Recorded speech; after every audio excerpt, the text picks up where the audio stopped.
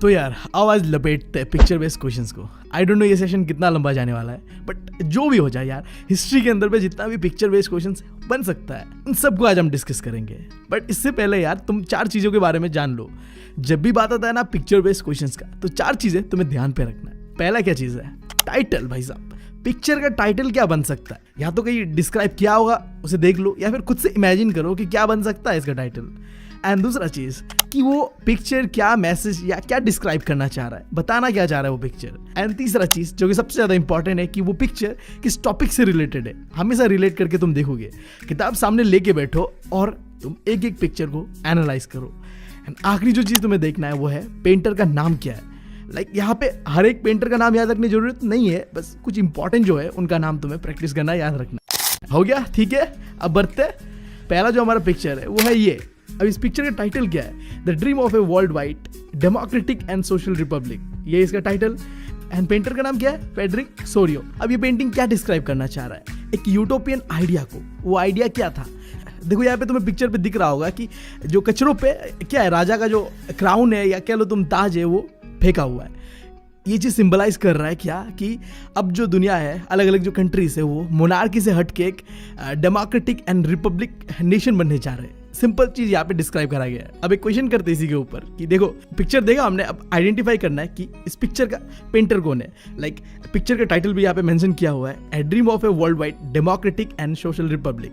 तो हमने अभी भी पढ़ा है, फ्रेडरिक सोरियो है। ठीक है, अब अगला पिक्चर जहाँ पे देखो 2 फोर्ट्स, यानी कि तुम कह लो जो महल है। अब एक तरफ ये जो महल है, ये फ्रांस के अंदर में जो बेस्टाइल फोर्ट था वो है। अब इस फोर्ट के साथ क्या सीन हुआ था? फ्रांस रेवोल्यूशन के दौरान इस फोर्ट को जो आम पीजेंट्स ने जला दिया था। अब फिर जो ये दूसरी तरफ जो पिक्चर है, ये है जर्मनी का एक फोर्ट। अब ये क्या डिस्क्राइब कर रहा है उसके लिए पढ़ो जो इनबॉक्स दिया हुआ इसके अंदर। सो ये जो पिक्चर है ये एक जर्मन एल्मेनेक है। अब एल्मेनेक क्या होता है, हमने वो प्रिंट एंड कल्चर वाले चैप्टर में पढ़ा हुआ था, तो तुम मुझे कमेंट सेक्शन में बताओगे, जिससे तुम्हें भी ये चीज़ याद रह जाएगा। और जिन्हें नहीं पता वो कमेंट सेक्शन चेकआउट जरूर करना, तुम्हें पता चल जाएगा। सो इस जर्मन एल्मेनेक को डिजाइन किया था एक जर्नलिस्ट जिसका नाम था एंड्रेस रैपमैन। अब तो मैंने बताया तुम्हें जो पहला फोर्ट था वो था फ्रांस का बेस्टाइल फोर्ट, जिसे जला दिया गया था फ्रांस रेवोल्यूशन के दौरान। अब हमारे पेंटर के हिसाब से ये जो जर्मनी के अंदर में फोर्ट है ना, इसे भी जला देना चाहिए। ठीक है, अब यही चीज़ बताया गया है, मतलब सिंबलाइज करा गया है। ठीक है, अब देखो इस पिक्चर के साथ जो पेंटर हमें ये बताना चाह रहा है कि हम लोगों को अपना फ्रीडम खुद से चाहिए। देखो लिखा हुआ है people must seize their own freedom. समझ रहे हो बात? जिस तरीके से फ्रांस के अंदर में हुआ है उस तरीके से हमें जर्मनी के अंदर भी करना है, ये चीज बता रहा है। सो इसके ऊपर एक क्वेश्चन भी कर लेते हैं, ये जर्मन एल्मेनेक क्या डिस्क्राइब कर रहा है? सो देखो ये डिस्क्राइब कर रहा है जो ये बेस्टाइल फोर्ट है इसे कैसे हमने बर्बाद कर दिया। ठीक है, ये चीज डिस्क्राइब कर रहा है, यानी कि ऑप्शन ए सही है। अब अगला पेंटिंग, टाइटल है तुम्हारे सामने क्या? Tree of liberty. यहाँ पे तुम देख रहे हो फ्रांस के सोल्जर्स यहाँ पे एक ट्री लगा रहा है, और ये ट्री क्या है? ट्री ऑफ लिबर्टी है।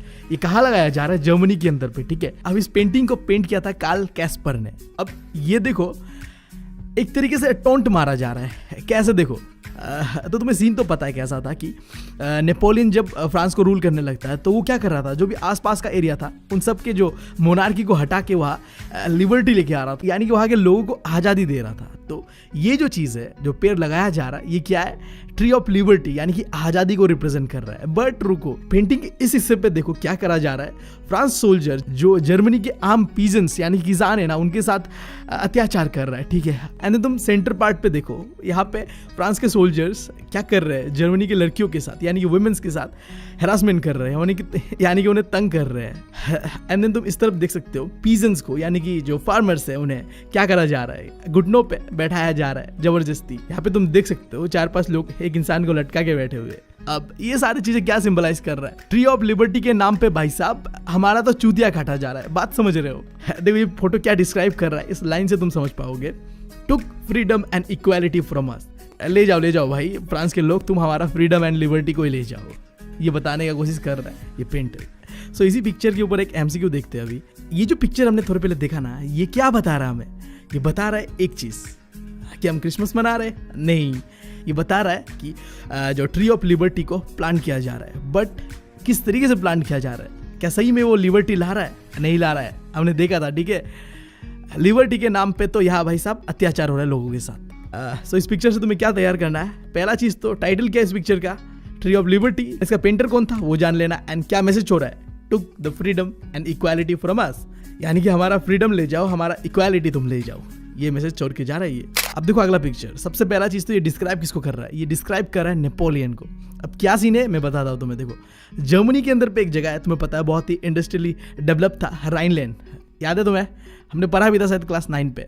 अब देखो सीन क्या है यहाँ पे, जब फ्रांस आर्मी राइनलैंड पे अटैक कर रहा था तो एक ऐसा ही बैटल होता है, बैटल ऑफ लिपीस, जो कि फ्रांस आर्मी हारता है। अब हारने के बाद ये दिखा रहा है, डिस्क्राइब कर रहा है कि नेपोलियन वो बैटल हारने के बाद अपने घर जा रहा है वापस, और हारते हुए जो भी टेरिटरी उसने जीता था ना जर्मनी का, वो सब खो खो के जा रहा है वो, ठीक है। तो ये पोस्टमैन सबसे पहला चीज़ कौन है, नेपोलियन है। एंड ये कौन सा लड़ाई हारता है, बैटल ऑफ लिपीस, जो कि हुआ था 1813 को, जिसके वजह से उसका जो टेरिटरी उसने जीता था उन सबको उसे खो के वापस जाना पड़ता है। That's it. अब इसके ऊपर एक क्वेश्चन देख लेते हैं। देखो ये इमेज जिसका टाइटल क्या था, द कोरियर ऑफ राइनलैंड, ठीक है। अब ये क्या डिस्क्राइब कर रहा है, क्या बताना क्या चाह रहा है, ये बताना चाह रहा है नेपोलियन का हार को। कहाँ का हार यार, बैटल ऑफ लिपीस, ठीक है, जर्मनी के अंदर में लड़ा गया था ये। अब अगला पिक्चर है तुम्हारे सामने ये। अब ये क्या है ये पिक्चर, वो जानने से पहले जानो कि ये पिक्चर कौन से टॉपिक से रिलेटेड है। ये टॉपिक रिलेटेड है न्यू कंजर्वेटिज्म आफ्टर 1815। तुम्हें पता है कि नेपोलियन बैटल ऑफ वाटरलू हार गया था 1815 को। अब उसके बाद क्या हुआ, दोबारा मोनार्की को वापस लाया गया। अब उसके बाद लोगों को बोलने का हक जो कि थोड़ा बहुत नेपोलियन ने दिया था वो सब छीन चुका था, ठीक है। अब वही चीज़ यहाँ पे डिस्क्राइब करा जा रहा है। देखो इस पिक्चर के अंदर पे 2 बोर्ड्स दिया हुआ है, जो तुम्हारे राइट साइड पे है वहाँ बताया है कि बस सोचना है भाई साहब, कुछ बोलना नहीं है, ठीक है। एंड देन जो सेकेंड वाला पिक्चर है वहाँ पे कुछ रूल्स लिखा हुआ है क्लब का, ठीक है। ये जो क्लब बनाया हुआ है एक, क्या है ये क्लब का नाम, देखो दिया हुआ है द क्लब ऑफ थिंकर्स, ठीक है। अब यहाँ पे क्या रूल्स है इस क्लब ऑफ थिंकर्स का, सबसे पहला चीज तो शांत बैठना है, ठीक है। एंड दूसरा चीज मुंह पे एक पट्टा लगा के आना है। तुम देख पा रहे हो सबके मुंह पे एक पट्टा लगा हुआ है, ठीक है। अब आगे बढ़ते हैं। अब तुम्हारे सामने अगला पिक्चर, यहाँ पे क्या, और देखो गुसिपी मजीनी का नाम सुना था तुमने। अब इसने ना क्या क्या था, इटली का था तुम्हें पता है, और इसने 2 सीक्रेट ग्रुप बनाया था। अब दोनों ग्रुप में से एक ग्रुप था यंग इटली एंड दूसरा था यंग यूरोप। अब यहाँ पे ये यंग यूरोप को फाउंड कर रहा है, ठीक है, यही दिखाया जा रहा है इस पिक्चर पे। सो अगर इस पिक्चर के ऊपर कुछ क्वेश्चन इस तरीके का आ गया कि ये पिक्चर किस तरीके का चीज़ डिस्क्राइब करना चाह रहा है, तो तुम बता सकोगे कि यंग यूरोप को फाउंड करा जा रहा है, ठीक है। अब देखो ये पिक्चर, टाइटल है इसका मैसेकर ऑफ चियोस। सो ये पिक्चर क्या कह रहा है नहीं कह रहा है, उससे पहले ये समझो कि ग्रीक ना 1824 के समय पे एक कॉलोनी था, तुम कह सकते हो ऑटोमन एम्पायर के अंदर पे था। तो तुम यहाँ पे देखो एक पगड़ी पहन के इंसान, क्या ये मुस्लिम रूलर है, और वो क्या कर रहा है, अत्याचार कर रहा है लोगों के ऊपर। ये लोग कौन है, ग्रीक के आम लोग हैं, मासूम लोग हैं, जिनके ऊपर ऑटोमन्स यानी कि आज का जो मॉडर्न डे टर्की है वहाँ के लोग अत्याचार कर रहे हैं। तो लाइक इस पिक्चर को तुम कह सकते हो बनाया इसलिए गया था कि सिंपैथी दिखा पाए, जो गलत चीज़ हुआ था ना ग्रीक लोगों के साथ, मैसेकर जो उनके साथ हुआ था चियोस के अंदर, जिसे हम जानते हैं मैसेकर ऑफ चियोस के नाम से, वही चीज़ को यहाँ पे डिस्क्राइब करा गया है। सो लाइक अब सवाल ये उठता है कि ये पिक्चर कौन से टॉपिक से रिलेटेड है, तो ये टॉपिक से रिलेटेड है रोमांटिसिज्म वाले, ठीक है। लाइक देखो जो ग्रीक जो यूनिफाइड हुआ था ना, उस पर रोमांटिसिज्म का एक बहुत ही अच्छा इन्फ्लुएंस था, और उसी में से ये पिक्चर है जो कि डिस्क्राइब कर रहा है कि किस तरीके से ग्रीक लोगों के साथ हुआ था, मतलब ऑटोमन एम्पायर के साथ रहते हुए अत्याचार। अब अगला पिक्चर है तुम्हारे सामने जिसका टाइटल कह सकते हो, जो भी कह लो तुम, क्या है वो, पीजेंट्स अपराइजिंग का हुआ था 1848 पे। अब देखो ये सीन क्या है नहीं है, उसके लिए क्वेश्चन को देखोगे तब समझ जाओगे। सो लाइक देखो कॉन्स्टिट्यूशनल मोनार्की लेके आए थे हम लुइस फिलिप के साथ, ठीक है। बट एक समय के बाद जो यूरोप के अंदर में क्या हुआ, फ्रांस के अंदर पे इकोनॉमिक हार्डशिप बढ़ गया था। अब उस इकोनॉमिक हार्डशिप की वजह से लोग जो ये कॉन्स्टिट्यूशनल मोनार्की थे ना, उसे भी पसंद नहीं कर रहे थे। तो ये पीजेंट्स जो अपराइजिंग था वो लुइस फिलिप के खिलाफ हुआ था, जिसकी वजह से लुइस फिलिप को भागना पड़ा था। एंड देन कॉन्स्टिट्यूशनल मोनार्की भी फ्रांस के अंदर पे खत्म हो गया था। सो लाइक तुम अब कह सकते हो कि ये जो पिक्चर है वो एक्सप्लेन कर रहा है कि लुइस फिलिप क्यों भाग गया था, ठीक है, पीजेंट अपराइजिंग की वजह से, ठीक है। अब नेक्स्ट इमेज के बारे में बात करते हैं, जो कि एक पार्लियामेंट है जर्मनी का। इसका नाम क्या है, the Frankfurt parliament in the church of Saint Paul. अब देखो यहाँ पे ध्यान रखने वाली बात ये है कि हाँ, तुम इस इमेज को देख के पता चल जाएगा तुम्हें कि हाँ ये क्या है, जर्मनी का पार्लियामेंट है, जिसका नाम भी हमें पता है अभी। बट यहाँ पे ध्यान देने वाली चीज़ ये देखो, यहाँ पे ये एक वुमेन फिगर बना हुआ है, ये याद रखना, इसके ऊपर भी घुमा फिरा के क्वेश्चन पूछा जा सकता है। ये क्या है, एलिगरी है जर्मनी का, यानी कि हमारे इंडिया पे ना भारत माता, जर्मनी का कह सकते हो माता कह सकते हो तुम। इसका नाम क्या है, जर्मेनिया। अब क्वेश्चन ऐसा आ सकता है, हम पढ़ेंगे आगे कि जर्मेनिया कहाँ दिखाया गया था। तो इसी पार्लियामेंट जो फ्रैंकफर्ट पार्लियामेंट था उसके अंदर दिखाया गया था। ठीक है, एक क्वेश्चन देखते हैं इसके ऊपर ही कि ये जो इमेज है ये क्या सिग्निफाइड कर रहा है, ये क्या बताना चाह रहा है हमें। ये बताना चाह रहा है कि ये एक पार्लियामेंट है, इसका नाम क्या है, the Frankfurt parliament in the church of Saint Paul. ठीक है, अब तुम्हारे सामने अगला पिक्चर जिसका टाइटल क्या है, the proclamation of the German empire in the hall of mirrors at Versailles. अब देखो, तुम्हें पता है कि क्या हुआ था, जर्मनी के अंदर पे इकलौता तुम कह सकते हो कंट्री बना, यूनिफाइड हुआ, जहाँ पे क्या था, मोनार्की ने भी सपोर्ट किया कि चलो नेशन स्टेट बनाते हैं। ठीक है, अब उस समय एम्परर कौन था, केसर विलियम वन। ठीक है, और बहुत ही इंपॉर्टेंट साथ दिया था उसमें किसने, हमारे ऑटोमन बिस्मार्क ने। ठीक है, अब ये जो पेंटिंग एक आर्टिस्ट ने ऑटोमन बिस्मार्क को उसके बर्थडे पे गिफ्ट दिया था। अब यहाँ पे वही चीज दिखा रहा है कि किस तरीके से जर्मन एम्पायर जो है वो क्या करता है, प्रोक्लेम होता है, मतलब खड़ा करा जाता है जर्मन एम्पायर को। तो इसके ऊपर एक क्वेश्चन तुम कह सकते हो कि ये इमेज क्या डिस्क्राइब कर रहा है, सिग्निफाइड कर रहा है। तो हमें पता है the proclamation of German empire. ठीक है, अब तुम्हारे सामने अगला पिक्चर जहां से सीधा सीधा क्वेश्चन तो ये बना जा सकता है कि ये बंदा चाबुक लेके है कौन ही ये। तो सबसे पहला चीज ये है ऑटोमन बिस्मार्क, जिसने यूनिफिकेशन ऑफ जर्मनी पे बहुत एक इंपॉर्टेंट रोल निभाया था। अब ये पार्लियामेंट पे चाबुक लेके बैठा हुआ, ये क्या डिस्क्राइब कर रहा है। अब इसके ऊपर एक क्वेश्चन देख लेते हैं, क्लियर हो जाएगा। देखो, ये डिस्क्राइब कर रहा है कि वो बहुत ही एक वायलेंट एंड स्ट्रिक्ट नेचर है ऑटोमन बिस्मार्क का। ठीक है, अपने देश को चलाने के लिए मतलब कुछ भी कर लेगा। ठीक है, वो बहुत ही स्ट्रिक्ट था, वो चीज बता रहा है। अब देखो ये अगला पिक्चर, ये क्या डिस्क्राइब कर रहा है। अब थोड़ी पहले हमने देखा था कि यूनिफिकेशन ऑफ जर्मनी पे ऑटोमन बिस्मार्क ने बहुत एक इंपॉर्टेंट रोल निभाया था। उसी तरीके से एग्जैक्टली जब इटली का यूनिफिकेशन हुआ था ना, तो एक इंसान जिसने बहुत ही इंपॉर्टेंट रोल प्ले किया था, उस इंसान का नाम है गुसिप्पी गैरिबाल्डी। अब ये जो इंसान जूता पहना रहा है ना, वो कौन है, गुसिप्पी गैरिबाल्डी है। और किसको पहनाया जा रहा है, विक्टर एमेनेंट टू को। यही चीज यहाँ पे सिंबलाइज कर रहा है कि किस तरीके से जब इटली जो कि पहले 7 टुकड़ों में बटा हुआ था, उसे किस तरीके से जोड़ा, और जोड़ने पे हमारे जो गुसिप्पी गैरिबाल्डी का बहुत एक इंपॉर्टेंट रोल था। नाउ ये क्वेश्चन, ये तो सबसे सिंपल है, ये है कौन ये औरत स्टंप पे जो बना हुआ है। तो देखो, तुम ऊपर में देखो तब समझ पाओगे क्या लिखा हुआ है। देखो REPUB, रिपब्लिक होता होगा, और ये क्या है, फ्रांस हो सकता है। ठीक है, अब इससे एक चीज पता चल रहा है कि इमेज कहाँ से रिलेटेड है, फ्रांस से रिलेटेड है। अब ये औरत कौन है पता है, ये एलेग्री है फ्रांस का, यानी कि ये है मैरियाना। जैसे जर्मेनिया था जर्मनी का, उसी तरीके से फ्रांस का जो एलेग्री था वो है मैरियाना। तो इसी का इमेज है ये, जो कि यहाँ पे तुम देख भी पा रहे हो। ये स्टम्प क्या है, मैरियाना है, जो रिप्रेजेंट कर रहा है रिपब्लिक ऑफ फ्रांस को। अब अगला इमेज जो कि किसका, देख के पता चल रहा है ये इमेज है जर्मेनिया का। अब ये इमेज कहाँ टंगा हुआ था, ये इमेज टंगा हुआ था एक पार्लियामेंट के अंदर पे, नाम क्या था, फ्रैंकफर्ट पार्लियामेंट जर्मनी का। अब देखो, यहाँ से इस तरीके से क्वेश्चन नहीं आएगा, ये जो जर्मेनिया का अलग अलग हाथ पे चीजें पकड़ा हुआ है ना, उनके ऊपर क्वेश्चन आ सकता है। लाइक देखो, ये क्वेश्चन है, जर्मेनिया का जो इमेज है, उनके हाथ पे जो तलवार है ना, उस पे ऑलिव ब्रांचेस लगा हुआ है। अब वो क्या सिंबलाइज कर रहा है, वो क्या स्टैंड कर रहा है। ठीक है, अब ये जानने के लिए तुम्हें ये टेबल को अच्छी तरीके से जानना पड़ेगा। देख सकते हो यहाँ पे तुम, ये जो ब्रोकन चेन है, टूटा हुआ चेन है, ये सिंबलाइज कर रहा है आजादी को। फिर ये ब्रेस्ट प्लेट विथ ईगल, ये क्या सिंबलाइज कर रहा है, ये सिंबलाइज कर रहा है जर्मन एम्पायर का स्ट्रेंथ को। एंड जो ऑलिव लीव्स है जो हमारे जर्मेनिया ने सर पे पहना हुआ है, वो क्या रिप्रेजेंट कर रहा है, हीरोइज्म को, यानी कि वो बहुत ही बहादुर है। ठीक है, एंड ये तलवार क्या को रिप्रेजेंट कर रहा है, ये रिप्रेजेंट कर रहा है रेडीनेस टू फाइट, यानी कि लड़ने के लिए तैयार है भाई साहब, आओगे तो कूट देंगे।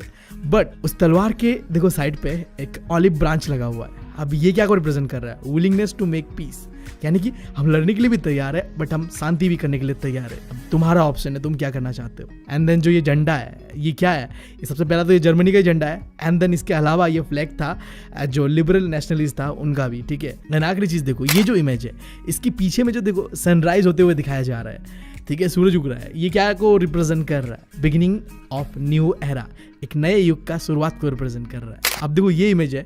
अब सबसे पहला क्वेश्चन तो यहाँ से ये बन सकता है कि ये औरत कौन है और ये क्या कर रही है, रो रही है क्या। तो पहला चीज, ये औरत कौन है, जर्मेनिया है। अब ये क्यों ऐसे बैठी हुई है, देखो आगे में इस औरत के क्या है, क्राउन है, यानी कि ताज है। ठीक है, तो ये नाखुश है, फॉलिंग जर्मेनिया क्यों, मतलब नाखुश है बोलने से राजा का जो अत्याचार था उससे हमारा जर्मेनिया नाखुश है, ये चीज को ये सिंबलाइज कर रहा है। ठीक है, अब देखो ये इमेज देख के पता चल रहा है कि कौन है, जर्मेनिया है। ठीक है, बट यहाँ पे क्वेश्चन किस तरीके से आ सकता है, देखो टाइटल देख के तुम समझ पाओगे, जर्मेनिया गार्डिंग द राइन। अब सीन कुछ ऐसा है, तुम्हें मैंने पहले ही बताया था, जर्मनी में एक जगह है जिसका नाम था राइनलैंड या राइन कह लो। अब वो जगह इंडस्ट्रियली बहुत डेवलप था, जहाँ में मिनरल्स का भरमान था, और उस जगह को हमेशा फ्रांस हो अटैक करने के लिए तैयार रहता था, ठीक है। अब उस चीज़ को दिखाया गया है कि किस तरीके से जर्मेनिया यानी कि जो है जर्मनी अपना जो जगह है उसको प्रोटेक्ट करने के लिए तैयार बैठा हुआ है। यार आओगे तो पेल दिए जाओगे, समझ रहे हो बात। तो यहाँ पे वही बताया गया है कि जर्मनी अपने राइनलैंड को प्रोटेक्ट करने के लिए तैयार है यहाँ पे। एंड देन देखो पहले चैप्टर से आखिरी इमेज है, क्या बता रहा है ये इमेज और क्या है ये एक मैप है ब्रिटिश एम्पायर का। तुम देख पाओगे लगभग हर एक जगह को ब्रिटिश एम्पायर ने कब्जा करके रखा हुआ था, ठीक है। अब यहाँ पे जो इंसान ये बैठा हुआ है नहीं, क्या है, ब्रिटेनिया है, यानी कि तुम कह सकते हो एलिगरी है ब्रिटेन का। अब नीचे पे देखो एक इंसान है, ये कौन है, एटलस है, जो कि दुनिया को पकड़ के बैठा हुआ है। और इसको कौन रूल कर रहा है, इसको रूल कर रहा है ब्रिटेनिया, ठीक है। अब देखो अलग अलग तरह के जानवर दिख रहे हैं तुम्हें यहाँ पे, हाथी, शेर, फॉरेस्ट एंड प्रिमिटिव पीपल्स। ये क्या को सिंबलाइज कर रहे हैं, उनके कॉलोनीज को। लाइक हाथी सिंबलाइज कर रहा होगा शायद इंडिया को। एंड देन देखो कुछ प्रिमिटिव लोग हैं, ये अफ्रीकन होते होंगे, ठीक है, इस तरीके से ही है। और इसके ऊपर एक क्वेश्चन देखते हैं, what is shown in the picture as the basis of Britain. Britain के हिसाब से ये पिक्चर पे क्या दिखाया जा रहा है। पहला चीज, क्या सी रूट को ब्रिटेन कंट्रोल कर रहा है। पिक्चर को देख के तुम्हें लगेगा कि हाँ कर रहा है, ठीक है। दूसरा चीज, ब्रिटेनिया सिटिंग ऑन द ग्लोब, ये भी सही लग रहा है। एंड तीसरा चीज देखो, इट्स वेरियस कॉलोनीज, हाँ अलग अलग कॉलोनीज भी दिखाया गया है मैप के अंदर।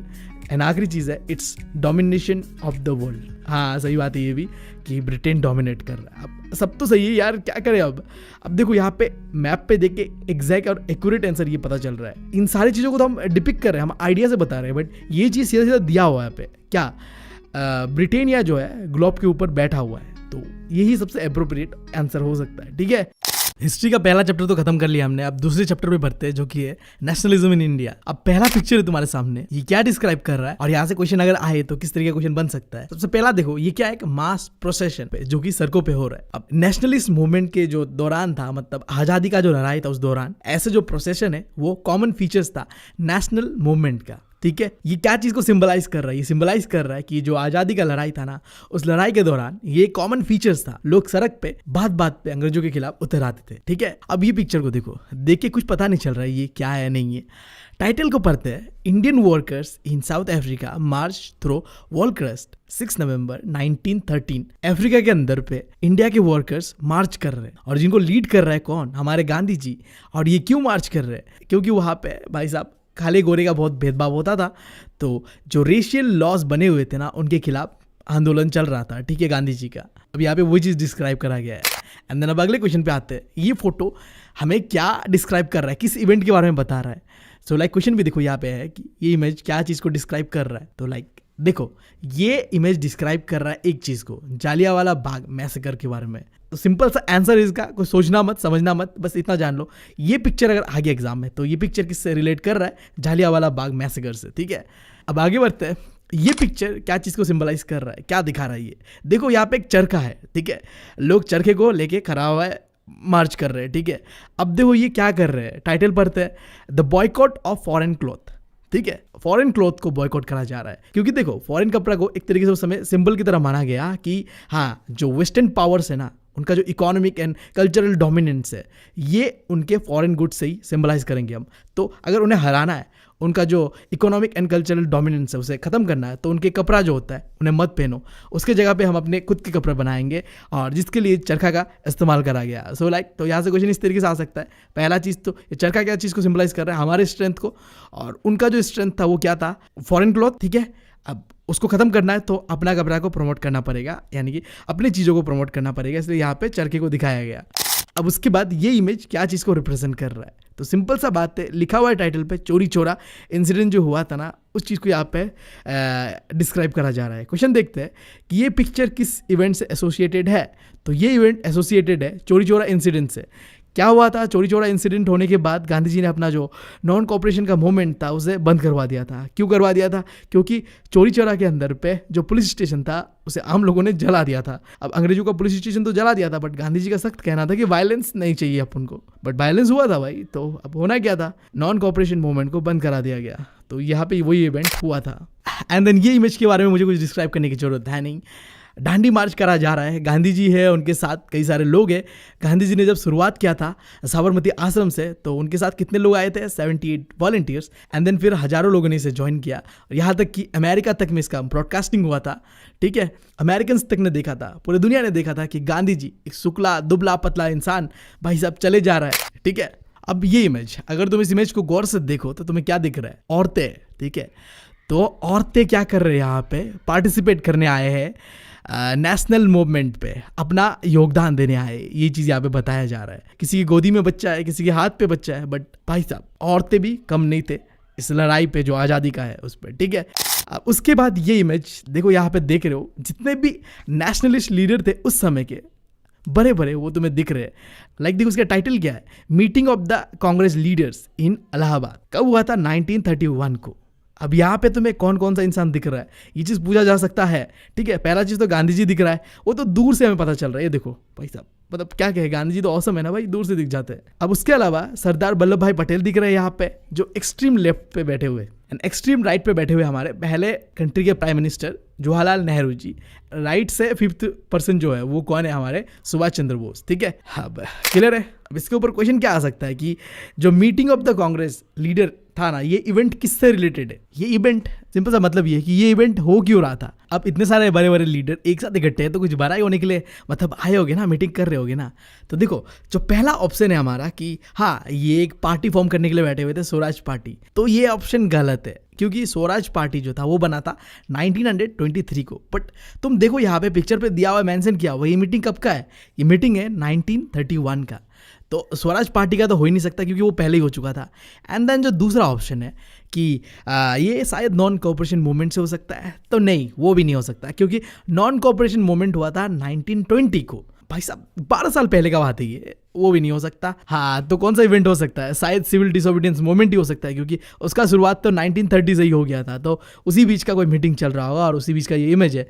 और जो बात रहा साइमन कमीशन का, वो तो हुआ था 1928 को, तो वो तो हो ही नहीं सकता भाई। सो जो बचा हुआ है सिविल डिसोबीडियंस मूवमेंट, यही होगा। आगे बढ़ते हैं। यहाँ पे तुम्हारे पास 3 लोग हैं। अब ऐसा आ सकता है कि ये जो तीसरा इंसान है वो कौन है? पहला 2 तो तुम पता कर लोगे कि गांधी जी है, नेहरू जी है, तीसरा कौन है? मौलाना आजाद। याद रहेगा, याद रख लेना। आगे बढ़ते हैं। ये इमेज ना मैं बता रहा हूँ इस चैप्टर से सबसे ज़्यादा इंपॉर्टेंट अगर कोई इमेज है, आई गेस यही होता होगा। वैसे तो ये इमेज देख के तुम्हें कुछ खास पता नहीं चलेगा, बट अगर तुम ध्यान से इस इमेज के कोने कोने पे देखो ना, तो देखो यहाँ पे क्या बना हुआ है?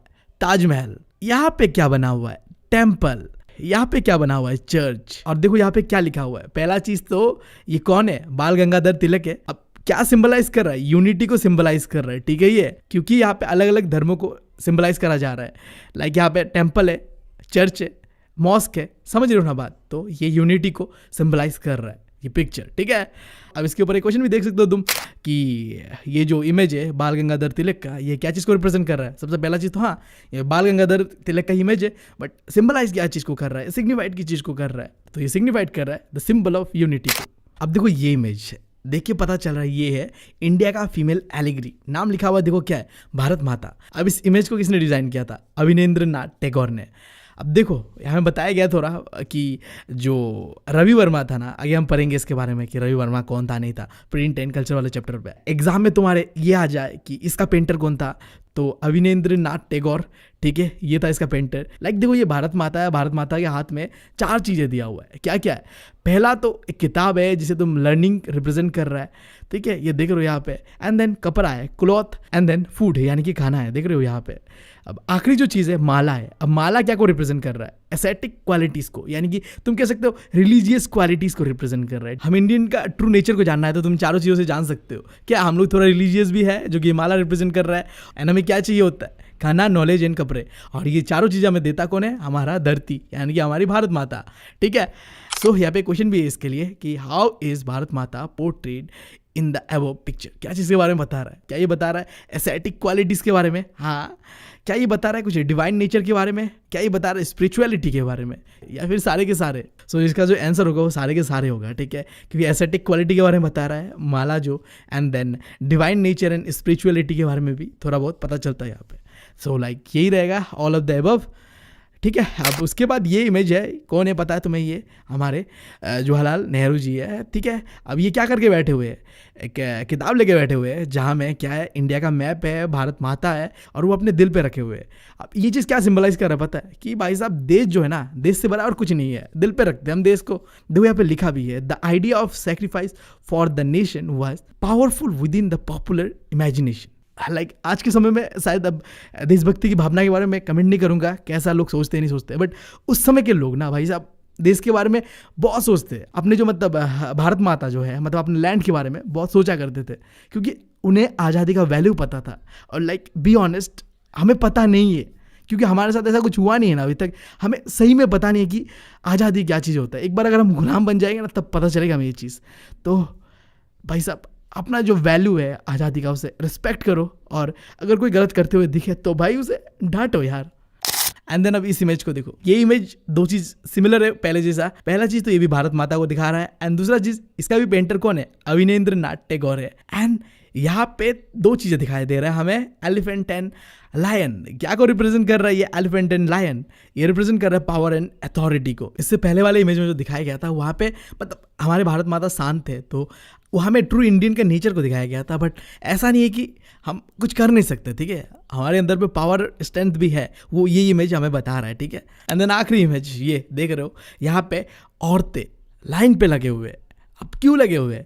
लिखा हुआ है देखो, क्विट इंडिया मूवमेंट को सपोर्ट करने के लिए प्रोसेशन कर रहे हैं, यानी कि नारे लगा रहे हैं, मतलब लाइन पे लगे हुए मूवमेंट कर रहे हैं, ठीक है। औरतों ने भी मतलब बराबर का आज़ादी में पार्टिसिपेट किया है, वो चीज़ को यहाँ पे सिंबलाइज कर रहा है। सो इसी के साथ हमारा चैप्टर 2 भी होता है खत्म। बढ़ते हैं चैप्टर 3 की ओर। So third chapter, making of the global world, जिसका पहला पिक्चर है ये क्या है, एक मोनामेंटल स्टोन है, पत्थर पे बना हुआ एक इमेज दिख रहा है हमें। अब यहाँ पे देखो इमेज ऑफ शिप, जहाज दिख रहा है। अब ये क्या चीज़ को बता रहा है? ये बता रहा है कि एंशिएंट टाइम पे किस तरीके से इंडिया जो है वो ओशियनिक ट्रेड करता था। सिंपल सा बात ये, ठीक है। एंड देन अब आ जाओ इस इमेज पे।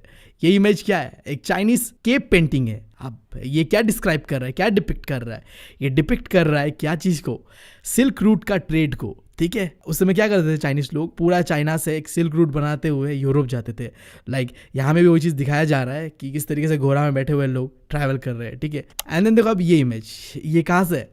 सबसे पहला चीज़ तो ये मार्को पोलो का एक किताब है, बुक ऑफ मार्बल्स। अब ये इमेज बता क्या रहा है, जो मर्चेंट थे ना वेनिस के, यानी कि तुम कह लो इटली के मर्चेंट लोग ओरिएंट एक्सचेंज ऑफ गुड कर रहे हैं। ओरिएंट मतलब देखो क्या है, तुम कह लो इंडिया और या फिर चाइना, वहाँ के लोगों के साथ ट्रेड करा जा रहा है, ठीक है। यूरोपियन किस तरीके से जो चाइना, इंडिया ऐसे कंट्रीज़ के साथ ट्रेड व्यापार कर रहे हैं, वो चीज़ को यहाँ पे दिखाया जा रहा है। देखो यहाँ पे एक शिप है, शिप से लोग आ रहे हैं, सामान दे रहे हैं, और उसके बदले में वो लोग भी कुछ दे रहे हैं उन्हें, ठीक है। ये सब चीज़ें यहाँ पे दिखाया जा रहा है। एंड देन देखो ये पिक्चर, ये बहुत इंपॉर्टेंट है। देखो अमेरिका को डिस्कवर करने के बाद हमें पता चला कि पोटैटो एक बवाल का चीज़ होता है भाई साहब, सस्ता है, जिससे गरीबों का भूख मिट सकता है। अब उस समय यूरोप डेवलप तो था नहीं, टेक्नोलॉजीज तो उनके पास था नहीं, तो गरीबों को खाने के लिए मतलब चीज़ होता नहीं था, क्योंकि वहाँ का क्लाइमेट भी तुम्हें पता है बहुत ही हार्श होता है, हमेशा ही विंटर रहता है, सर्दी रहता है। बट पोटैटो जो था वो सही था उनके लिए, तो धमाधम खाते थे गरीब लोग वहाँ के। बट क्या होता है देखो, आयरिश पोटैटो फेमाइन आता है कब? 1849 को, जिसके वजह से लोग भूखे भूखे मर रहे थे। अब उसी का एक पिक्चर जहाँ दिखाया गया जा रहा है, देखो एक भूखा बच्चा है और उसकी माँ है, खोंद रही है, आलू निकाल रही है, ठीक है। अब तुम देख पा रहे हो कि यहाँ पे कुछ भी नहीं है, ठीक है, खाली फील्ड है। बट उसके बाद भी दिखाया जा रहा है कि कुछ बचा होगा तो हम खा लेते, क्योंकि उस समय मतलब पोटैटो का जो खेती है वो खराब हो गया था फेमाइन आने की वजह से, और इसकी वजह से लाखों लोग मरते, ठीक है, भूखे।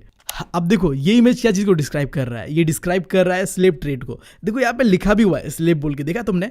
यहाँ पे क्या करा जा रहा है, औरतों को, मर्दों को एकदम ड्रेसअप करके तैयार करा जा रहा है और बेचने के लिए मतलब सूट बूट पहना दिया जा रहा है कि भाई अब सामान ही है, ऐसा मतलब एक्ट किया जा रहा है, खरीदना जिसे खरीद लो, ठीक है। सो लाइक इसी के साथ ये चैप्टर भी होता है खत्म। बढ़ते अगले चैप्टर की ओर, जो कि है प्रिंट एंड कल्चर वाला चैप्टर। काफ़ी लंबा हो चुका वीडियो, आई नो, मेरा बोलते बोलते गला दर्द दे रहा है यार। इतना लंबा वीडियो मैंने नहीं बनाया आज तक कभी भी, वो भी इतनी जल्दीबाजी में। तो भाई साहब क्या होगा पता नहीं, बट चलो करते। प्रिंट एंड कल्चर से जो पहला पिक्चर है वो है ये। देखो यार क्या हो रहा है, लोग हाथों से लिख रहे हैं। लाइक ये कब का सीन है, देखो बुक मेकिंग चल रहा है यहाँ पे, ठीक है। यहाँ पे टाइटल देखो, book making before the age of print. Print आने से पहले लोग हाथों से कैसे किताब बनाते थे, वो चीज को यह बताया गया है। अब ये देख लो, ये है तुम्हारे सामने एक पिक्चर। क्या ये एक पेज है डायमंड सूत्रा का। अब ये डायमंड सूत्रा है क्या? अब तुम्हें याद है कि पता नहीं, बट हमने प्रिंट एंड कल्चर वाले चैप्टर पे ये पढ़ा हुआ था कि जापान का जो ओल्डेस्ट बुक है ना बुद्धिज्म को लेकर, वो यही है, बुद्धिस्ट डायमंड सूत्रा, ठीक है।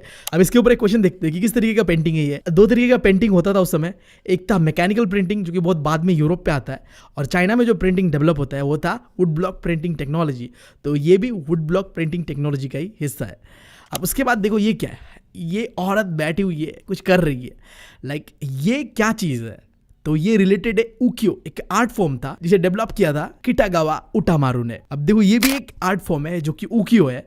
अब ये क्या चीज़ को डिस्क्राइब कर रहा है, इसके ऊपर क्वेश्चन आ सकता है। इसका आर्टिस्ट का नाम याद करने की जरूरत नहीं है, बट हाँ ये क्या चीज़ को डिस्क्राइब कर रहा है।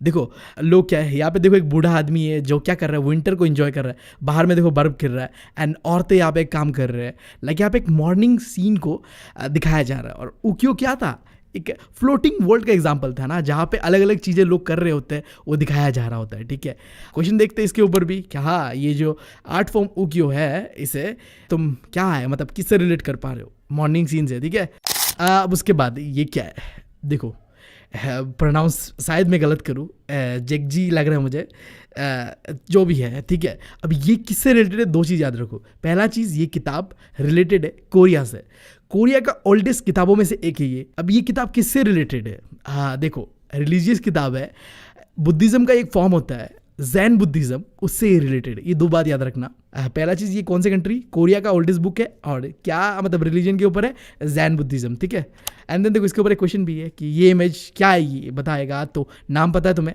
JKG, क्या है मतलब अजीब ही नाम है। ठीक है, अब ये इमेज बताओ ये क्या है।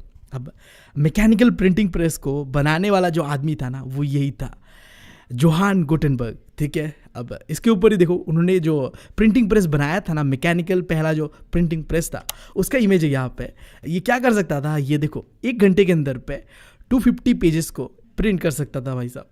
सो ये इमेज क्या है, मैकेनिकल प्रिंटिंग प्रेस का था। किसने बनाया था, अभी अभी बताया मैंने, जोहान गुटेनबर्ग ने। एंड देन हम आगे बढ़ते हैं, ये क्या है, ये है बाइबल। देखो जो किताब जोहान गुटेनबर्ग ने प्रिंट किया था ना, वो एक बाइबल था। अभी हमने थोड़े पहले पढ़ा कि जोहान गुटेनबर्ग ने एक मैकेनिकल प्रिंटिंग प्रेस बनाया था। अब उससे जो पहला किताब उन्होंने प्रिंट किया था वो एक बाइबल था। अब वही बाइबल का ये एक पन्ना है, ठीक है, जो कि यूरोप के अंदर में पहला मैकेनिकल प्रिंटिंग प्रेस से किताब प्रिंट किया गया था। टोटल उन्होंने 180 कॉपीज़ प्रिंट किया था, जिनमें से बस 50 कॉपीज़ ही सर्वाइव कर पाया। ठीक है, बट उतना इंपॉर्टेंट नहीं है, बस ये जान लेना ये पिक्चर क्या है।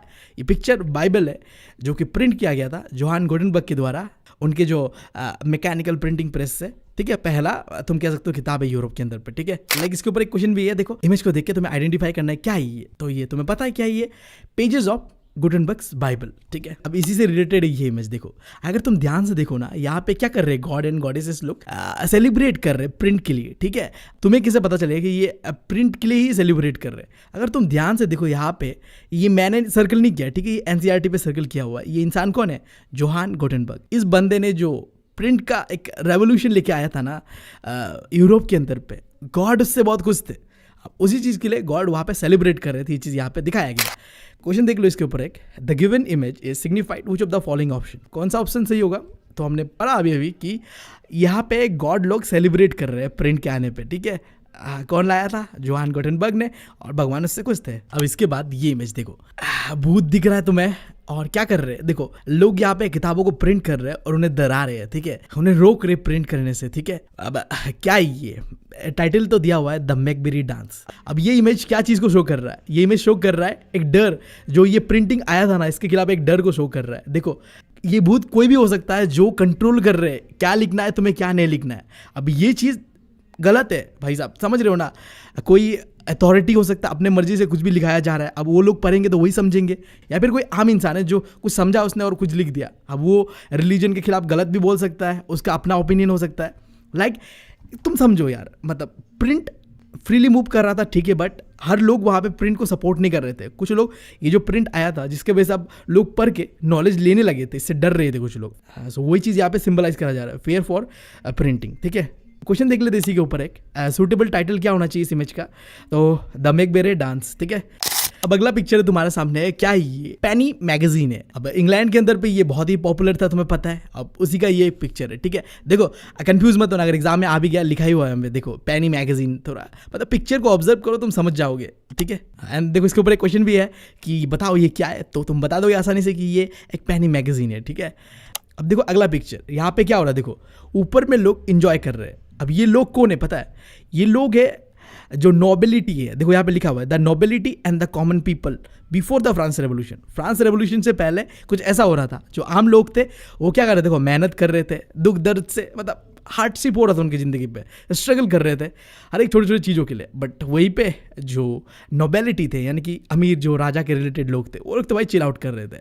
तो इस इमेज में वही दिखाया जा रहा है कि किस तरीके से हम लोग ऑर्डिनरी लोग भाई साहब स्ट्रगल कर रहे हैं और वहीं पे जो नोबेलिटी है वो इन्जॉय कर रहे हैं। अब उसके बाद ये इमेज जहाँ से 3 तरीके का क्वेश्चन पूछा जा सकता है। पहला चीज़ तो ये है क्या, तो ये पेज है ऋग्वेद का। अब ये क्या है, हैंड रिटन मैन्यूस्क्रिप्ट है। अब फिर क्वेश्चन इस तरीके से आ सकता है कि ये एग्जैक्टली क्या है वो बताओ, तो ये हैंड रिटन मैन्यूस्क्रिप्ट है, ठीक है।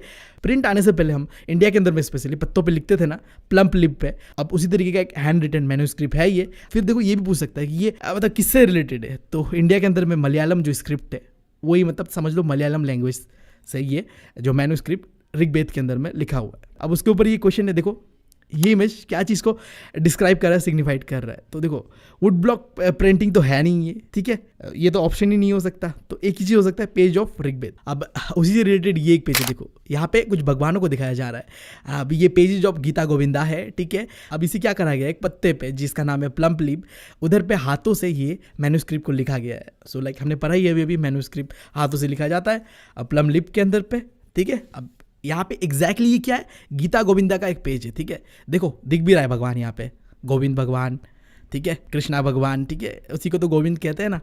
अब इसके ऊपर एक क्वेश्चन आ सकता है इस तरीके से कि इमेज को आइडेंटिफाई करो, तो तुम आइडेंटिफाई आराम से कर लोगे। अगर क्वेश्चन ऐसा आ गया कि बताओ ये इमेज पे क्या शो कर रहा है, तो तुम बताओगे कि यहाँ पे गीता गोविंदा का ये एक पेज है। इसके बाद अगर जो क्वेश्चन यहाँ पे दिया हो इस तरीके से आया कि ये क्या है, तो तुम्हें पता है ये क्या है, प्लम्प लिप से हाथ से बनाया हुआ एक मैन्यूस्क्रिप्ट। अब उसके बाद ये इमेज जो कि इस बार के सैम्पल पेपर में भी आ चुका है।